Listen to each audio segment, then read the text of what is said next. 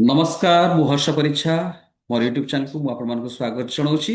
ए video आम आलोचना करवा भारत 77तम गणतंत्र दिवस बा साधारणतंत्र दिवस पालन करिवो। यारी परिप्रेक्षी यूरोपीय कमिशन सभापति उर्सुला भन एवं यूरोपीय कमिशन सभापति लुइस सांटो डॉक्टर कोस्टा जी की आम ए 77तम साधारणतंत्र दिवस उपलक्षे मुख्य अतिथि भाव में आसिଛନ୍ତି। तांकू आमर जी अच्छा राष्ट्रमंत्री जितेन प्रसाद तांकू विमान बंदर पाछुटी आनिछंती एवं स्वागत जणैकी तांकू आनिछंती। तो यारी परिप्रेक्षीरे जो विभिन्न प्रकार एजेंडा रखा जायछि बा विभिन्न प्रकार जो कार्यक्रम रखा जायछि से कार्यक्रम कौन कौन रखा जायछि तार ऊपर आमे आलोचना करिबा। किंतु ता पूर्व मु आपन मानक अनुरोध करबी भिडियोटी प्रथम रु शेष पर्यंत देखिबे एवं लाइक शेयर सब्सक्राइब करिया को जमा भूलिबे नाही। तो यारी परिप्रेक्षीरे जहा कहा जायछि जे आसंता ଜାନୁଆରୀ 27 ତାରିଖ ଦିନ ଉଭୟ ଦେଶ ମଧ୍ୟରେ ଏକ ଚୁକ୍ତିନାମା ସ୍ୱାକ୍ଷରିତ କରାଯିବାର ସଂକେତ ଅଛି, ଯେଉଁଥିରେ କି ଉଚ୍ଚ ସ୍ତରୀୟ ବୈଠକ ହେବ। ଯେଉଁ ଉଚ୍ଚ ସ୍ତରୀୟ ବୈଠକରେ ଉଭୟ ଦେଶର ବା ଉଭୟ ପାର୍ଟି ସେଠି ବସିବେ ଏବଂ ସେମାନେ ବିଭିନ୍ନ ଭାରତର ବାଣିଜ୍ୟ ମନ୍ତ୍ରୀ ମଧ୍ୟ ପୀୟୁଷ ଗୋୟଲ ମଧ୍ୟ ସେଠିରେ ଉପସ୍ଥିତ ରହିବେ ଏବଂ ଅନ୍ୟାନ୍ୟ ପ୍ରଧାନମାନେ ମଧ୍ୟ ମନ୍ତ୍ରୀମାନେ ମଧ୍ୟ ରହିବେ। ୟାରି ପରିପ୍ରେକ୍ଷୀରେ ସେମାନେ ଯେଉଁ ସବୁ ନୀତି ନିୟମ ଉପରେ ବା ଯେଉଁ ବାଣିଜ୍ୟ କାରବାର ଉପରେ ମୁକ୍ତ ବାଣିଜ୍ୟ ଉପରେ ଯେଉଁ ଆଲୋଚନା କରିବେ ତାର ତମାମ ବିବରଣୀ ଉପରେ ମୁଁ ଆପଣମାନଙ୍କ ସହିତ ଆଲୋଚନା କରିଛି। ଯେ କିଛି ଅ ସୂଚନା ଅନୁଯାୟୀ ରିପୋର୍ଟ ଅନୁଯାୟୀ 27 ତାରିଖରେ ଉଭୟ ପକ୍ଷର ନେତାମାନେ ଏକ ଶିଖର ବୈଠକ ବା ଶିଖର ସମ୍ମିଳନୀରେ ଉପସ୍ଥିତ ହେବେ ବା ଏକାଠି ହେବେ ଏବଂ এই ଏକାଠି ହେବା ପରିସରରେ ଗୋଟେ ଘୋଷଣାନାମା ମଧ୍ୟ ସ୍ୱାକ୍ଷରିତ ହେବାର ସମ୍ଭାବନା ରହିଛି, ଯାହାକି ଉର୍ସୁଲା ଭନ୍ ସେ ନିଜେ ସ୍ୱୀକାର କରିଛନ୍ତି।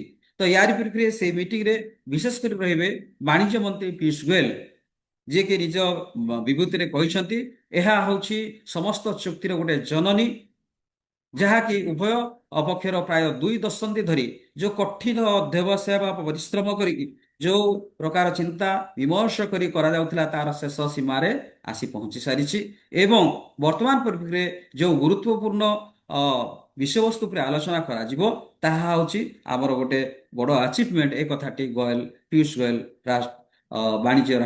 ବାଣିଜ୍ୟ ମନ୍ତ୍ରୀ କେନ୍ଦ୍ର ବାଣିଜ୍ୟ ମନ୍ତ୍ରୀ ସେ ପରିପ୍ରକାଶ କରିଛନ୍ତି। ତ ଏଇ ଚୁକ୍ତି 4 ବର୍ଷ ମଧ୍ୟରେ ଭାରତର ନବମ ମୁକ୍ତ ବାଣିଜ୍ୟ ଚୁକ୍ତି ହେବ ବୋଲି ସେମାନେ ସୂଚନା ଦେଇଛନ୍ତି, ଯାହାକି ୟୁକେ ବୋଲନ୍ତୁ, ଓମାନ ବୋଲନ୍ତୁ, ନ୍ୟୁଜିଲାଣ୍ଡ ବୋଲନ୍ତୁ ଏବଂ ଅନ୍ୟାନ୍ୟ ଦେଶ ସହିତ ଏକ ସାଧାରଣ ଚୁକ୍ତି ପରେ ଏହି ସମସ୍ତ ବିଷୟବସ୍ତୁ ଆସିବ। ୟାରି ପରିପ୍ରେକ୍ଷୀରେ ଆପଣଙ୍କର କୁହାଯାଇଛି ବ୍ରସେଲ ପାଇଁ ମଧ୍ୟ ଏହା ମାର୍କୋସୁର ବାଣିଜ୍ୟ ବ୍ଲକ ସହିତ ଜାପାନ ସହିତ ଆପଣଙ୍କର ଦକ୍ଷିଣ କୋରିଆ ଏବଂ ଭିଏତନାମ ସହିତ ସମ୍ପ୍ରତି ସମାପ୍ତ ବାଣିଜ୍ୟ ଚୁକ୍ତି ନାମକୁ ଅନୁସରଣ ଏ କଥାଟି ଗୋୟଲ ତାଙ୍କର ବିବୃତ୍ତି ପ୍ରକାଶ କରିଛନ୍ତି। ତ ୟାରି ପରିପ୍ରେକ୍ଷୀରେ ଉଭୟ ପକ୍ଷ ବର୍ତ୍ତମାନ ନିର୍ଭରଯୋଗ୍ୟ ବାଣିଜ୍ୟ ଅଂଶୀଦାର ଖୋଜୁଛନ୍ତି, କାରଣ ଭୂ ରାଜନୀତିରୁ ଯାହା ଆମେ ଜାଣିପାରୁଛୁ ବା ଯାହା ସବୁ ସୃଷ୍ଟି ହେଉଥିବା ବିପଦ ବାଣିଜ୍ୟ ପାଇଁ ଏକ ଅଶାନ୍ତ ପରିବେଶ ସୃଷ୍ଟି କରିଛି, ଯାହାକି ଆମେରିକାର ପ୍ରେସିଡେଣ୍ଟ ବିଭିନ୍ନ ପ୍ରକାର ଶୁଳ୍କ ଜାରି କରୁଛନ୍ତି। ୟାରି ପରିପ୍ରେକ୍ଷୀରେ ଭାରତ ପାଇଁ ଆମେରିକାର ଶୁଳ୍କ ସମସ୍ୟା ଗୁଡ଼ିକ ପୂରଣ କରିବା ଏବଂ ୟୁ ପାଇଁ ଚୀନ ଉପରେ ବାଣିଜ୍ୟ ନିର୍ଭରତାକୁ ସମ୍ପୂର୍ଣ୍ଣ ମାତ୍ରାରେ ଅବିଶ୍ୱାସୀୟ ବୋଲି କହୁଛି, ଯାହା ଇକୋନୋମିକ୍ସ ମାନେ ମଧ୍ୟ ଆନାଲିସିସ୍ କରି କହିଛନ୍ତି, ଯାହାକି ଆପଣଙ୍କର ଚୀନ ଉପରେ ବାଣିଜ୍ୟ ନିର୍ଭରତାକୁ ଦୂର କରିବ ଏବଂ ଭାରତର ମୁକ୍ତ ବାଣିଜ୍ୟ କ୍ଷେତ୍ରକୁ ଆଗକୁ ବଢେଇବ। ଏ କଥା କହିଛନ୍ତି ଯେ କି ଇକୋନୋମିକ୍ସ ଆନାଲିସିଷ୍ଟ ସେ ହେଉଛନ୍ତି ସୁମେଧା ଦାସଗୁପ୍ତା ନିଜ ବିବୃତ୍ତିରେ ମଧ୍ୟ ପରିପ୍ରକାଶ କରିଛନ୍ତି।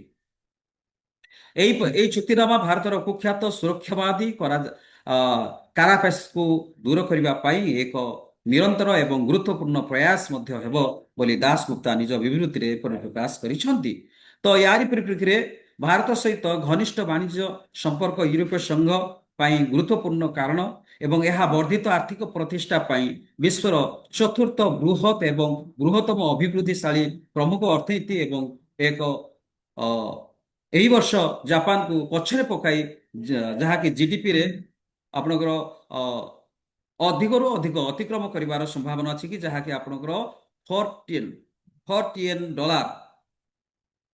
ବା 2.9 ଟନ୍ ଡଲାର ଯୋଉଟାକି ଆପଣଙ୍କର ଅତିକ୍ରମ କରିବାକୁ ଯାଉଛି TN ଡଲାର ଅତିକ୍ରମ କରିବାକୁ ଯାଉଛି।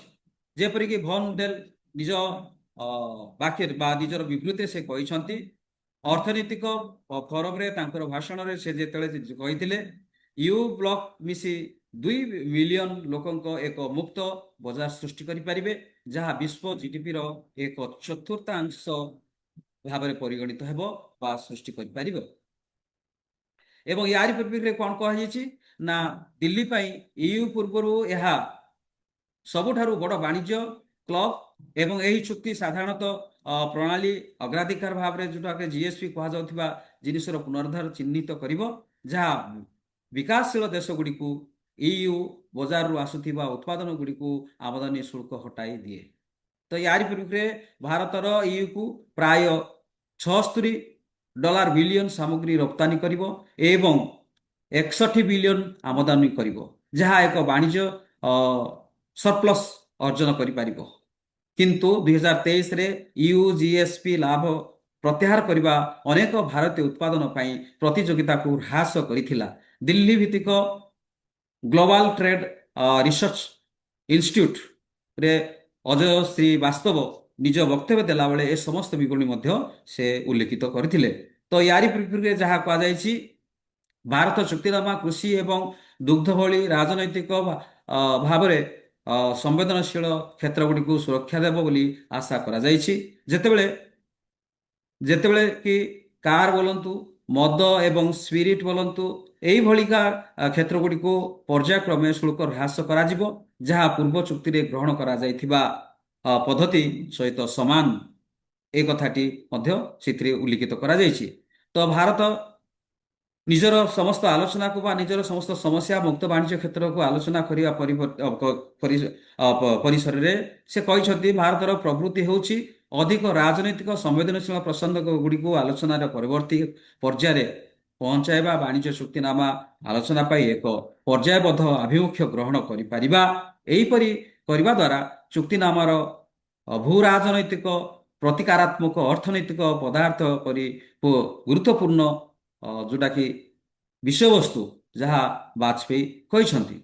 ତ ଏହି ପରିପ୍ରେକ୍ଷୀରେ ବର୍ତ୍ତମାନ ପରିପ୍ରେକ୍ଷୀରେ ଯାହା ଆସିଛନ୍ତି ଡାକ୍ତର କୋଷ୍ଟା ଏବଂ ଉର୍ସୁଲା, ଏଇ ଯୋଉ ଅଛି 1600 ଶିଖରତମ ବୈଠକ ଅଛି, ସେଇ ବୈଠକରେ ସମସ୍ତ ବିଷୟବସ୍ତୁ ଆଲୋଚନା କରାଯିବ।